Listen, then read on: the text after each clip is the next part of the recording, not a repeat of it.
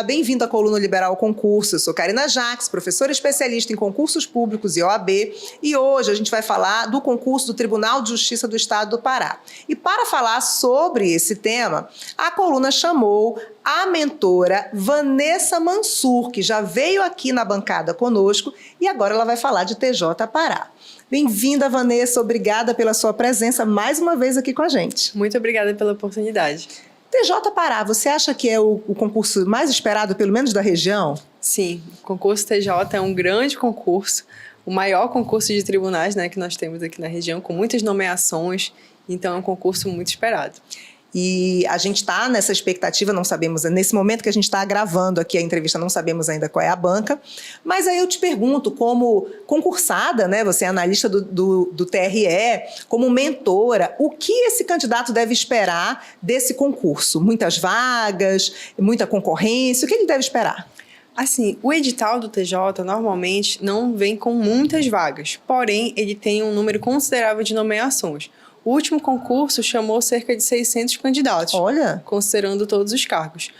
Sempre o cargo que mais chama é o cargo de auxiliar judiciário, que ainda no Tribunal de Justiça do Estado, ainda a exigência é nível médio, diferente dos tribunais superiores, que está a nível superior. isso deve chamar muita gente, né? Porque quando o técnico judiciário dos tribunais federais passou para nível superior, excluiu as pessoas de nível médio. Então, todo mundo que quer tribunais vai correr para esse cargo, não é? Isso, é um cargo que, inclusive, remunera muito bem aqui no estado do Pará e muitas pessoas de outras formações de nível superior, sem ser direito, prestam também para auxiliar judiciário, porque vale muito a pena. Isso. E você, como mentora, já deve estar preparando as pessoas para esse concurso. O que você orienta para esse estudo pré-edital? Que disciplinas priorizar? Que estudo priorizar? Ou treinar questões, ou conteúdo? Qual é a sua orientação agora, no pré-edital? Esse momento pré-edital, ele é bem importante porque ele faz a base do concurseiro. A gente tem como último parâmetro o último edital. Então, as matérias do último edital, elas devem ser refletidas no estudo agora pré-edital, em que a gente não tem uma banca, estudar as principais bancas que eu considero as principais importantes para esse concurso, FGV e Sebrasp. Isso. São bancas com muitas questões atualizadas, questões inteligentes, que você pode treinar muito bem, que por mais que venha outra banca, eventualmente, vocês treinando por Sebrasp e FGV estarão certamente preparados. Isso, e são bancas que costumam pegar esses grandes concursos, né? Não é garantia, né? Uhum. Mas a gente sabe que elas pegam bastante editais de concurso, né? Isso, e português é uma disciplina que eu sempre chamo muita atenção, porque é uma matéria que é bem extensa, é de certa forma complexa, então o estudo pré-edital é importante também que inclua português, seja videoaula, seja resolução de questões, com revisões, mas português esteja presente. Perfeito, perfeito. E aí eu quero te perguntar, o candidato que estuda sozinho, tá? Você é mentora, você orienta os concurseiros, os candidatos, mas bora falar um pouquinho desse candidato que estuda sozinho. Que erros ele pode cometer ao estudar sozinho? A gente sabe que estudar sob orientação é a melhor forma, mas se essa pessoa só tendo essa opção ou só queira estudar sozinho, seja um autodidata, né? Porque tem muita gente que é autodidata, sim. Mas você, com essa experiência, trabalhando com concurso público e sendo concursada, estudar sozinho, quais os erros que esse candidato pode cometer e como evitar ou solucionar esses erros?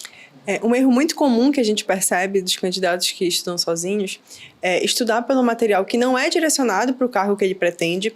Muitas vezes um material que ele é interessante numa pós-graduação, numa graduação, uma doutrina muito densa, mas que para concurso público não encaixa muito na realidade de estudo, de abrangência e de revisões que caibam na revisão desse candidato. E também, muitas vezes, a não realização de questões e leitura de lei seca, que são dois pilares muito importantes para a aprovação também. Perfeito. Você falou sobre isso, às vezes você tem um material de uma pós-graduação que você fez, ou um livro de doutrina da graduação, não é, que é muito bom, mas não é direcionado para a prova.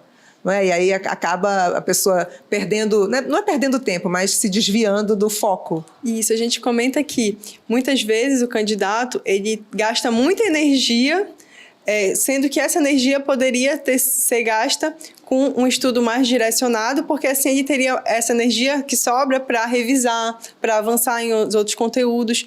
E que a gente percebe também é que o aprovado no concurso público, ele é aquele aprovado que tem um conhecimento mais generalista. Ele não aprofunda tanto em um tópico específico, mas ele tem um conhecimento amplo de todo o edital, de todas as disciplinas. Então, por isso, por mais que aquele candidato tenha muito tempo para estudar disponível, é sempre interessante o material mais direcionado, porque assim ele vai poder repetir aquele material mais vezes e ter uma memória fotográfica, muitas vezes, ou até uma memória mesmo de longo prazo mais efetiva. Perfeito, perfeito. Adorei essa dica, porque ela é importante. É um conhecimento que não é tão aprofundado, mas é um conhecimento de tudo. Porque você não tem que ser especialista naquela matéria, você tem que ter o conhecimento de tudo, no limite, não seria raso, mas no limite necessário para passar, né? Então, agora eu quero fazer aquela pergunta que eu sempre faço no final. E a pergunta hoje é o seguinte: se alguém chegasse para você nesse estudo pré-edital do TJ e pedisse conselhos, vamos imaginar que eu sou uma concurseira e eu pergunto, Vanessa, que orientações você me dá, que conselho você me dá para quem vai começar a estudar para esse concurso do TJ ainda no pré-edital? Eu recomendaria que nesse momento pré-edital, o primeiro passo é se conhecer. Saber se está iniciando os estudos, se já tem uma maturidade de estudos, se já é um concurseiro mais experiente. E a partir desse momento, traçar o seu tempo de estudo disponível. E tornar daquele estudo um estudo profissional. Que eu digo que a gente não pode ter aquele concurseiro que tem meia hora para estudar, ou que tem 2, 3 horas para estudar, não importa o tempo, mas que estuda quando dá.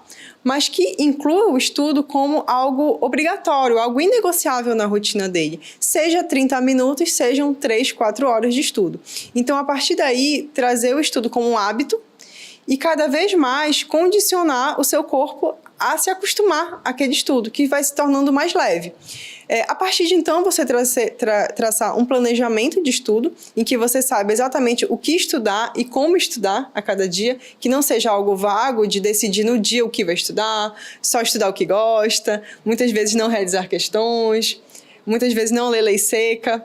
Então, fazer um planejamento global, em que tenha um pouco de videoaula, porque elas são importantes em alguns aspectos, um pouco de leitura de PDF, lei seca, questões, porque não há uma forma certa de estudar isolada. Normalmente, uma forma de estudo, ela complementa a outra. Então, o que eu recomendo é que um planejamento ele tenha um pouco de cada ferramenta para que um concurseiro possa extrair o melhor de cada uma.